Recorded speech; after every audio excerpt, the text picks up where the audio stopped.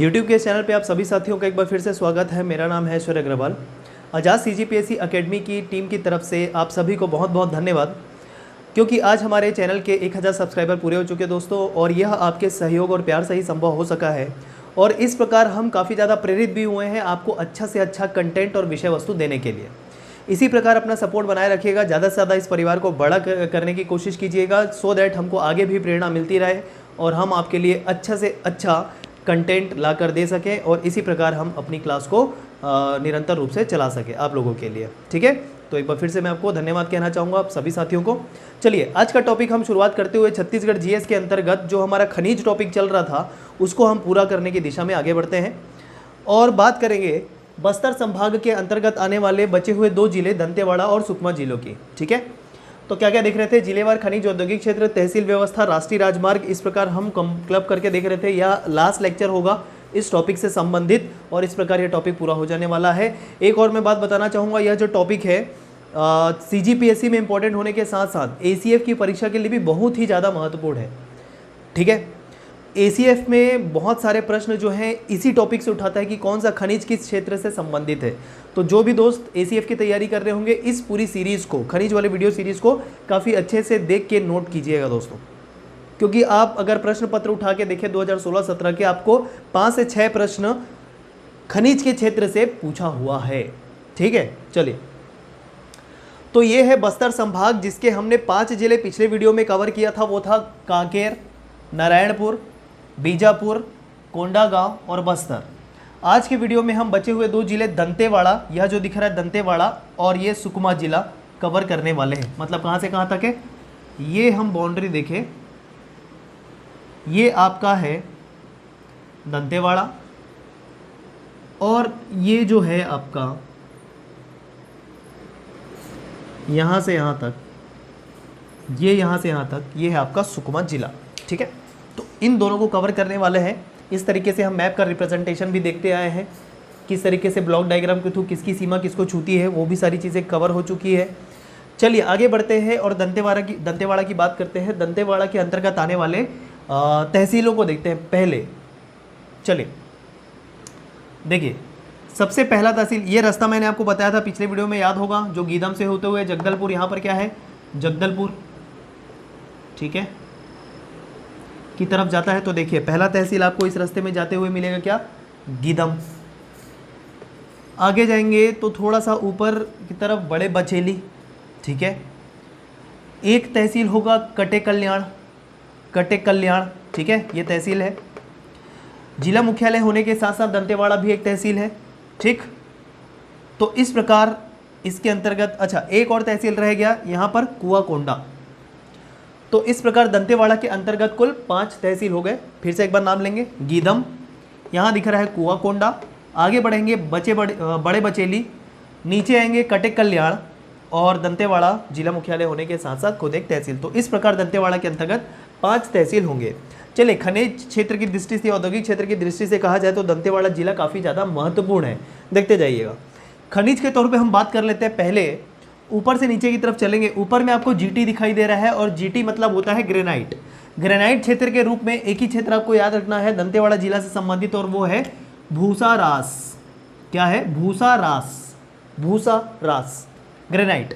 ठीक है, अब ज़्यादातर इस जगह में आपको TI दिखाई दे रहा होगा। TI का मतलब होता है टिन, यहाँ पर मैंने रिप्रेजेंट किया हुआ है टिन। ठीक है, तो टिन क्षेत्र के रूप में हम देखते हैं पहले कहाँ कहाँ पर टिन पाया जाएगा दंतेवाड़ा में।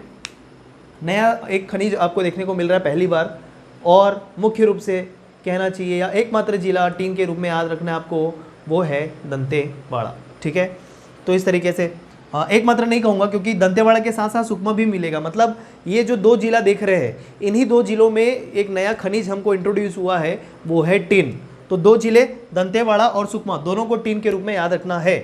तो दंतेवाड़ा में पहले देख लेते हैं टिन क्षेत्र के रूप में। टेकनार, टिन क्षेत्र टेकनार एक औद्योगिक क्षेत्र भी है, IIDC। ठीक है, उसके अलावा कटे कल्याण में भी टिन होगा। टिन से संबंधित नरेली और बचेली, दंतेवाड़ा के पास है बचेली, दंतेवाड़ा के पास बोल रहा हूँ, किरंदुल बेलाडीला के पास है। ठीक है, बचेली जो है। तो एक साथ एक बार फिर से बोलते हैं, टेकनार, ठीक है, कटे कल्याण, तीन क्षेत्र, उसके अलावा नरेली और बचेली, यह सारे के सारे तीन क्षेत्र है दंतेवाड़ा के अंतर्गत।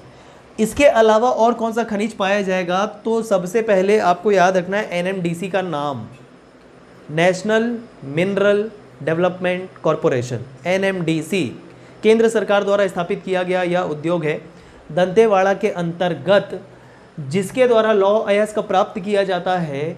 और सबसे शुद्ध जो बोलना चाहिए लौह अयस्क हमको दंतेवाड़ा जिला से प्राप्त होता है।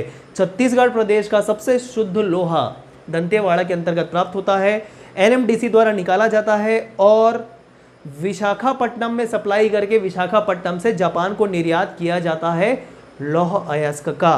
कहाँ का लौह अयस्क का? दंतेवाड़ा के लौह अयस्क का। ठीक है, तो ये हो गए तीन। अब लौह अयस्क के क्षेत्र के रूप में आपको याद रखना है बैलाडीला और मालेंगर। मुख्य रूप से जो एनएमडीसी मैंने कहा था वो कहाँ पर है? बैलाडीला में। उसके अलावा लौह अयस्क क्षेत्र के रूप में आपको मालेंगर याद रखना है। ठीक है, दो क्षेत्र याद रखिए, सफिशिएंट है, बैलाडीला और मालेंगर। ठीक है, बैलाडीला या किरंदुल, इस तरीके से आप याद रख सकते हैं, बैलाडीला या किरंदुल, ये दो नाम आप याद रखेंगे। ठीक है, तो ये हो गया दंतेवाड़ा जिला। कौन कौन से खनिज? ग्रेनाइट मिलेगा भूसारास में, तीन क्षेत्र है और लौह अयस्क क्षेत्र है। और औद्योगिक क्षेत्र के रूप में आपको दंतेवाड़ा से याद रखना है टेकनार, जो एक आईआईडीसी है। ठीक है, integrated infrastructure development centre. Clear? तो ये हो गया दंतेवाड़ा जिला। आगे बढ़ते हैं और देखते हैं सुकमा जिला को। सुकमा जिला के अंतर्गत केवल 3 तहसील होंगे। देखिए ये कौन सा रास्ता है, ये धमतरी से आते हुआ कहाँ पर आया? चरामा, फिर कांकेर, फिर कोंडागांव, जगदलपुर, फिर नीचे सुकमा से होते हुए कोंटा, फिर चला गया नीचे नेशनल हाईवे 30। ठीक है ना, राष्ट्रीय राजमार्ग क्रमांक 30। तो इसी रास्ते पे जब हम प्रवेश करेंगे सुकमा पे, ये जो है सुकमा चालू हो रहा है, ये बस्तर फिर सुकमा। सबसे पहला पड़ेगा झीरम घाटी, एक तहसील नहीं है लेकिन सुन लीजिए, झीरम घाटी पड़ेगा। ठीक, तहसील के रूप में याद करेंगे इसी रास्ते से आते हुए पड़ेगा छिंदगढ़। छिंदगढ़ से नीचे आएंगे जिला मुख्यालय सुकमा तहसील के साथ साथ, और फिर नीचे आएंगे कोंटा। और सुकमा जिले का सबसे बड़ा तहसील है, बहुत बड़ा क्षेत्र है कोंटा का, ये याद रखें। ठीक है, छिंदगढ़, सुकमा, कोंटा, 3 तहसील। चलिए खनिज क्षेत्र के रूप में याद रखेंगे, जैसे कि हमने सुकमा में प्रवेश किया था, हमको झीरम घाटी पड़ी थी, और झीरम घाटी में आपको याद रखना है माइका। ठीक है, अभ्रक जिसको हिंदी में कहते हैं, तो माइका क्षेत्र, झीरम घाटी। क्लियर? इधर देखेंगे आपको के दिखाई दे रहा है, और के का तात्पर्य है यहाँ से कोरंडम। कोरंडम क्षेत्र के रूप में आपको नागरस या नगारस, ठीक है, दोनों मिल सकता है देखने को, तो नगारस हो या नागरस हो याद रखें। सोना कुकनार, ये 2 क्षेत्र कोरंडम के रूप में, आगे भी मिलेंगे बहुत सारे कोरंडम क्षेत्र, लेकिन इधर नागरस और सोना कुकनार याद रखें, एक साथ 2 नाम कोरंडम के लिए। फिर से यहाँ पर टिन दिखाई दे रहा है, टिन के रूप में आपको याद रखना है तोंगपाल, टिन क्षेत्र तोंगपाल सुकमा के अंतर्गत। नीचे ग्रेनाइट भी देखने को मिल रहा है, और जगह का नाम है, ये नाम महत्वपूर्ण है, एर्राबोर। ठीक है, ग्रेनाइट क्षेत्र सुकमा के अंतर्गत। कोंटा तहसील में भी आपको टिन मिलने वाला है।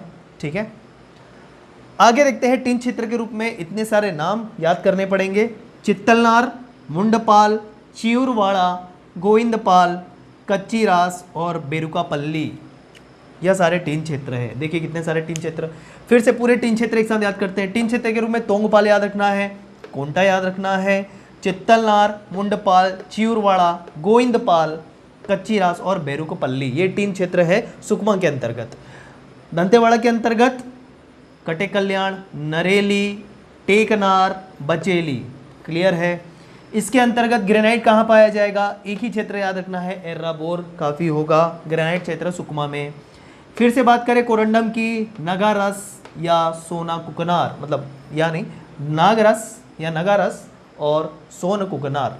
ठीक है, माइका, झीरम घाटी सुकमा के अंतर्गत।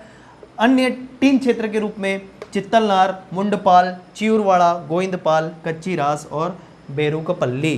ठीक है, अन्य खनिज के रूप में सुकमा जिले में संगमरमर भी पाया जाएगा, और कुछ क्षेत्रों में चूना क्षेत्र भी मिलेगा, क्योंकि देखिए संगमरमर किससे मतलब मुख्य रूप से किस खनिज से है।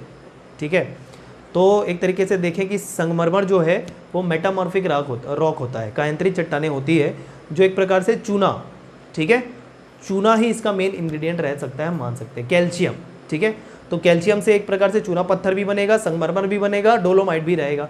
मुख्य इंग्रेडिएंट क्या है इसके अंतर्गत? कैल्शियम। बात समझ में आ रही है? तो इस तरीके से संगमरमर के साथ साथ चूना पत्थर क्षेत्र के रूप में भी आपको याद रखना है सुकमा जिला।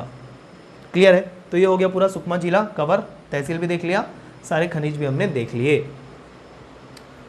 ठीक है दोस्तों, तो ये हो गया पूरा बस्तर संभाग कंप्लीट।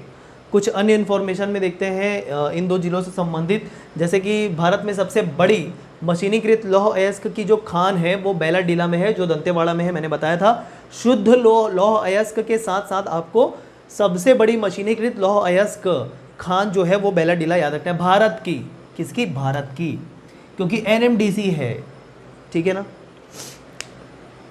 सबसे शुद्ध लोहा जैसा कि मैंने बताया था दंतेवाड़ा प्रदेश का, उद्योग के रूप में एनएमडीसी दंतेवाड़ा, ठीक।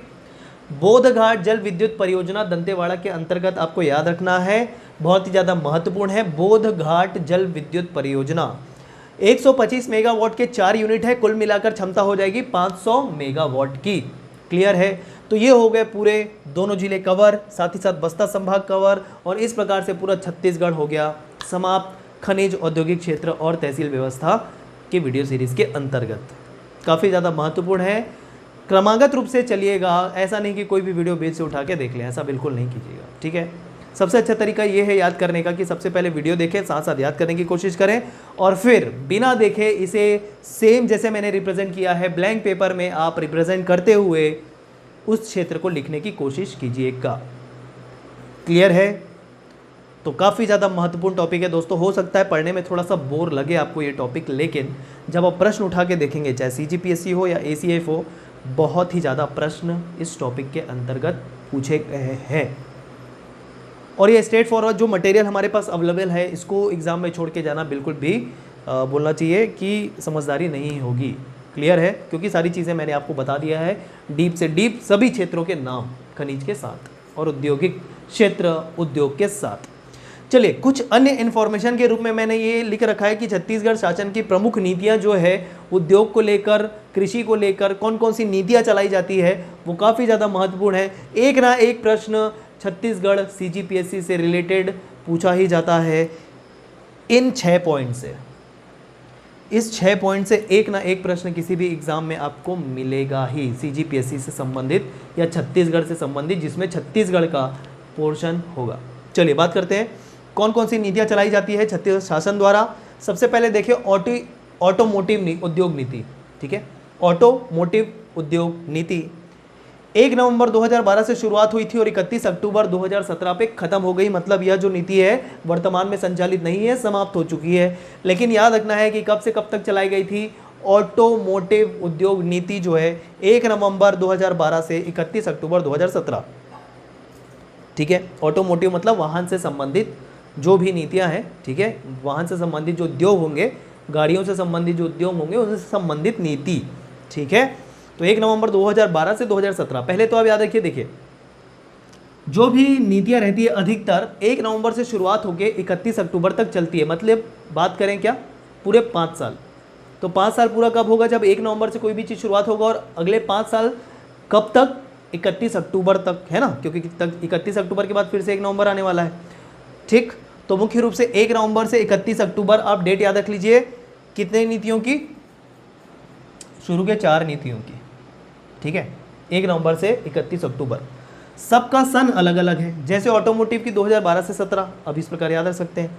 आगे बात करें सबसे ज़्यादा महत्वपूर्ण है, बहुत बार प्रश्न पूछे गए हैं CGPSC से रिलेटेड बहुत सारे एग्जामों में, और वो है छत्तीसगढ़ की औद्योगिक नीति कब से कब तक संचालित है, ठीक। तो छत्तीसगढ़ की वर्तमान में औद्योगिक नीति जो संचालित है वो है 1 नवंबर 2019 से शुरुआत होकर 31 अक्टूबर 2024 तक चलने वाली है। 5 साल चलेगी। 1 नवंबर है डेट, 31 अक्टूबर तक डेट तो मैंने आपको पहले ही बता रखा है। सन के रूप में 2019 से 2024 आपको याद रखना है छत्तीसगढ़ की औद्योगिक नीति के रूप में, ठीक है। अगला बात करें कृषि और खाद्य प्रसंस्करण नीति। कृषि एवं खाद्य प्रसंस्करण नीति वो है 1 नवंबर 31 अक्टूबर, तो ये फिक्स रहेगा। 2012 से 2019 तक किया गया था एक्सटेंड, मतलब 7 सालों के लिए था, पहले 5 सालों के लिए आया था, फिर 2 साल और एक्सटेंड कर दिए गए, तो 2019 तक चला है। वर्तमान में और उसे एक्सटेंड किया गया है या नहीं किया गया है, अभी इन्फॉर्मेशन आना बाकी है। ठीक है, तो इस प्रकार अभी याद रखेंगे कृषि और खाद्य प्रसंस्करण नीति जो है वो 1 नवंबर 2012 से शुरुआत होकर 7 साल 31 अक्टूबर 2019 तक चली है। ठीक, आगे बात करें ग्रामोद्योग नीति। ग्रामोद्योग नीति 1 नवंबर 2016 से 31 अक्टूबर 2021 तक चलने को है, मतलब ये भी 5 साल चलेगा। वर्तमान में संचालित है ये 1 नवंबर 2016 से 2021, 2016 से 2021, डेट वही है 1 नवंबर से 31 अक्टूबर। अब ये जो दो हैं, 5वीं और 6वीं नीतियाँ, उसके डेट चेंज हो गए हैं 1 अप्रैल से 31 मार्च। 1 अप्रैल से 31 मार्च, ये दो नीति कौन कौन सी? सौर ऊर्जा नीति और छत्तीसगढ़ लॉजिस्टिक पार्क से संबंधित नीति या पॉलिसी। ठीक है, सौर ऊर्जा नीति का डेट चेंज हो गया है। अब 1 नवंबर, देखिए ऑप्शन में क्या रहेगा इसका, 1 नवंबर 2017 से 31 अक्टूबर 2027 तक ऐसा भी रहेगा, लेकिन डेट याद रखना है सौर ऊर्जा नीति की वो शुरुआत हुई थी 1 अप्रैल से, ना कि 1 नवंबर से। मैं बार बार हाईलाइट कर रहा हूँ, ये जो दो नीतियाँ हैं 1 अप्रैल से शुरुआत हुई थी, 1 अप्रैल 2017 से 31 मार्च 2027, 10 साल तक रहने वाली है ये नीति। 17 से चालू होकर 27 तक 10 साल सौर ऊर्जा नीति। छत्तीसगढ़ लॉजिस्टिक पार्क नीति या पॉलिसी के तौर पे हम बात करें तो फिर से वही डेट दो की एक साथ याद रखना था, 1 अप्रैल 2018 से 5 साल चलने को है 31 मार्च 2023 तक। ठीक है, तो ये थी छत्तीसगढ़ शासन की प्रमुख नीतियाँ। एक ना एक प्रश्न आप गारंटी लिख के लीजिए कि CGPSC की परीक्षा में, कोई भी सी परीक्षा में या व्यापम की परीक्षा में यह प्रश्न आता है जिसको आपको करके जाना है। तो ये हो गया हमारा खनिज क्षेत्र से संबंधित टॉपिक पूरा।